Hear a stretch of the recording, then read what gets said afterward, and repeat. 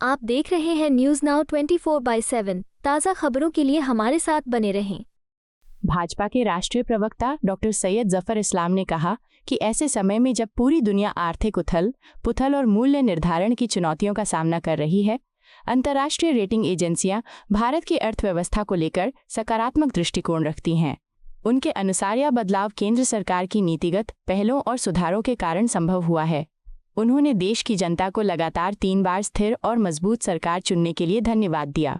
Doctor इस्लाम ने कहा कि 2014 से प्रधानमंत्री नरेंद्र मोदी द्वारा अपनाई गई नीतियों के परिणाम स्वरूप आज भारत की अर्थव्यवस्था न केवल मजबूत हुई है बल्कि तेजी से आगे भी बढ़ रही है। उन्होंने जोर देकर कहा कि दुनिया भर की संस्थाओं और अर्थशास्त्रियों से भारत की अर्थव्यवस्था को लेकर लगातार सकारात्मक संकेत मिल रहे हैं। मैं देखता हूं कि रेटिंग एजेंसी ने पूरे दुनिया में किन देशों को रेटिंग अपग्रेड किया है, तो आपको गिनती में भी नहीं आएंगे कि रेटिंग एजेंसी ने अपग्रेड किया है। 18 साल बाद जब टैरिफ के बारे में दुनिया से जूझ रही है, टैरिफ के इश्यूज से लेके या फिर प्राइसिंग के इश्यूज से, जो सप्लाई चेन का प्राइसिंग का इम्पैक्ट आ रहा है उससे जूझ रही है, ऐसे में ग्लोबल इकोनॉमी और देश के बहुत सारे देश की अर्थव्यवस्था जो है कहीं ना कहीं चरमरा रही है। वैसे में भारत का रेटिंग अपग्रेड BBB S&P ने किया, BBB माइनस से BBB फ्लैट, और आउटलुक भी है वेरी पॉजिटिव। उससे क्या संकेत मिलता है कि देश की अर्थव्यवस्था जो है मजबूत नहीं, बहुत मजबूत है और सही डायरेक्शन में है। और इससे क्या होगा, जब रेटिंग अपग्रेड होता है तो बहुत पॉजिटिव सिग्नल्स पूरे दुनिया से आता है।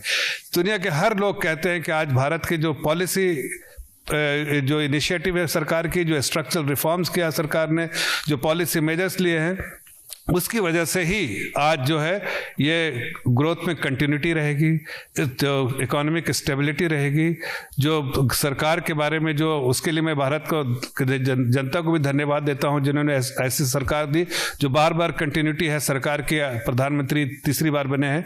इससे भी दुनिया के बड़े बड़े संस्थाओं को और ग्लोबल निवेशक को सबको ये कंफर्ट आया कि भारत में कंटिन्यूटी भी है, उसका भी बहुत बड़ा एडवांटेज है। और प्राइसिंग पॉइंट पे भी बहुत बड़ा एडवांटेज जो है रेटिंग एजेंसी के अपग्रेड होने से भारत को मिलेगा। एक्सटर्नल डेट, खास के जो है एक्सटर्नल डेट है, वो उससे काफी, उसमें थोड़ा गिरावट आएगी जो इंटरेस्ट रेट दर में, और उसका डायरेक्ट बेनिफिट जो है देश की अर्थव्यवस्था को मिलेगा। अब आज मैं कुछ आंकड़े आपके सामने देना चाहता हूं। जैसे ग्रोथ के बारे में मैं कह रहा था, जो खासकर जब अपग्रेड होता है, रेटिंग अपग्रेड, तो देखते हैं कि ग्रोथ के बारे में क्या व्यू है रेटिंग एजेंसीज का। तो पिछले 3 साल से हम जो वेटेड एवरेज ग्रोथ रेट है हमारा 8% है। जो दुनिया के परिप्रेक्ष्य में देखें तो ये हमको फास्टेस्ट ग्रोइंग इकोनॉमी जो है, लार्ज इकोनॉमी, उसके श्रेणी में डालता है। फास्टेस्ट लार्ज इकोनॉमी जो है उसके ग्रोइंग इकोनॉमी में, उसके श्रेणी में नंबर 1 पे रखता है। इसलिए कि पिछले 3 साल में 8%, कोई फास्टेस्ट जो है लार्ज इकोनॉमी इतनी फास्ट ग्रो नहीं हुई है, इसलिए उस श्रेणी में सिर्फ 3 साल में अगर का एवरेज निकाले। लेकिन अगर करंट ईयर का देखें तो 6.5% है। RBI ने जो संकेत दिए हैं वो 6.5% का दिया है। लेकिन मोर इम्पॉर्टेंटली कि IMF के जो आउटलुक है वो टैरिफ के बाद भी, सारे जो अनसर्टेनिटीज के बाद भी 6.2% जो था उसको रिवाइज करके 6.4% रिसेंटली किया है, और साथ साथ जो है रेटिंग अपग्रेड भी आया है। ये अपने आप में दर्शाता है कि देश की अर्थव्यवस्था सही हाथ में है और मजबूत हाथों में और तेजी से दौड़ रही है। अगर आप देखें, जब हमने सरकार 2014 में हमारे आई थी तो रेटिंग एजेंसी भी इस चीज को देखती है कि इन्फ्लेशन किस लेवल पे है।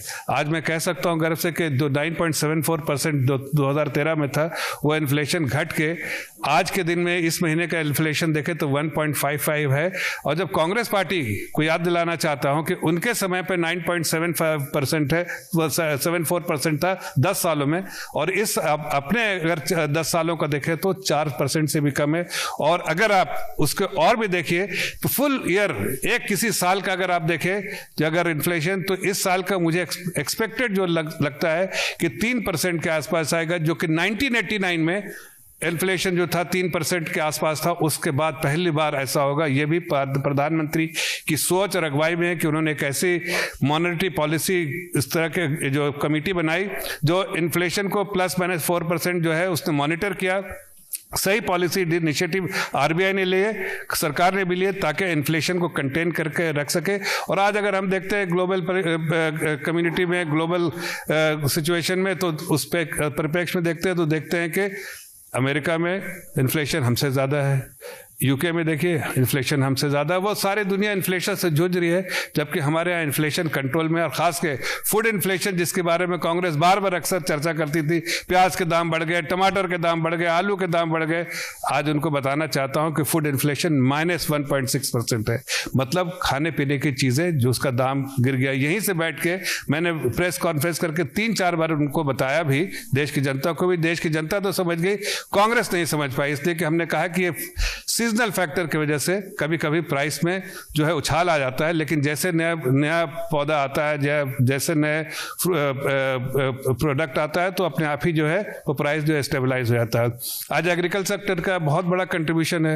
एग्रीकल्चर सेक्टर जो है, हमारे सरकार ने 5 टाइम्स कैपिटल, जो बजटरी कैपिटल जो है एलोकेट किया, 5 टाइम्स किया, जो है ज़्यादा किया जो 2014 से पहले था। और उसका नतीजा है कि आज हम सेल्फ रिलायंट तो है ही हैं खाने पीने के इसमें, लेकिन साथ साथ हमारे जो बहुत सारे जो प्रोडक्ट, हम जो फूड जो प्रोडक्शन जो करते हैं उसमें भी चेंजेस लाने की कोशिश कर रहे हैं। और हमारे जो फार्मर्स की इनकम है वो भी जो है, जो वेज है वो भी जो है करीब 8% से ग्रोथ हुआ है। ये अपने आप में दर्शाता है कि जो हमने कहा कि हम अन्नदाताओं की चिंता करेंगे, वो चिंता कर रहे हैं। उनकी आमदनी भी बढ़ रही है, उनकी प्रोडक्शन भी बढ़ रही है, उनकी कमाई भी बढ़ रही है, और साथ साथ सरकार की हर तरह की जो उनको सहायता होती है वो भी मिल रही है। आपको यह वीडियो पसंद आया हो तो इसे लाइक करें, हमारे चैनल को सब्सक्राइब करें।